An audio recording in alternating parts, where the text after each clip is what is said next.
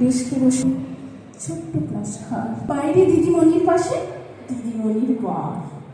আমি তখন নবম শ্রেণী, আমি তখন শাড়ি। আলাপ হলো বেণীমাধব সুলেখাদের বাড়ি। বেণীমাধব লেখাপড়ায় ভালো, শহর থেকে বেড়াতে এলে আমার রং কালো।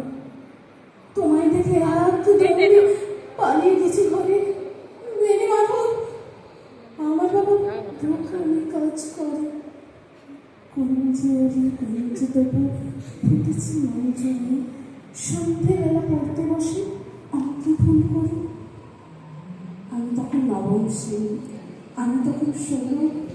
ব্রিজের ধারে বেণীমাধব লুকিয়ে দেখা হলো। সত্যি বলো, সেসব কথাই এখনো মনে পড়ে? বেণীমাধব এতদিনের পরে সেসব কথা এখনো মনে পড়ে? সেসব কথা তুমি বলেছি তুমি প্রেমিকাকে? আমি কেবল একটি মানুষ তাকে তোমার পাশে দেখেছিলাম, আলোর নিচে অপূর্ব সে আলো। স্বীকার করি দুজন কি মানিয়েছিল ভালো। দিল চোখ আমার, দিল চোখ। বাড়িতে এসে বলেছিলাম এটা ভালো হোক। রাতে এখন ঘুমোতে চায় একতলার ঘরে, নিচের উপর বিছানা পাতা, জ্যোৎস্না এসে পড়ে। আমার পরে জীবন ছিল চোরাপথের বাকি মিলিয়ে গেছে, জানি না কার সঙ্গে থাকে। আর জুটেছে কার কি হবে কামের ঘরের সঙ্গে।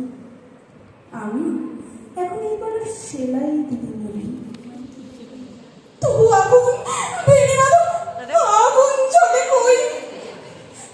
কেমন হবে বেণীমাধব? আমি যদি নষ্ট মেয়ে হই কেমন হবে বেণীমাধব? আমি যদি নষ্ট মেয়ে।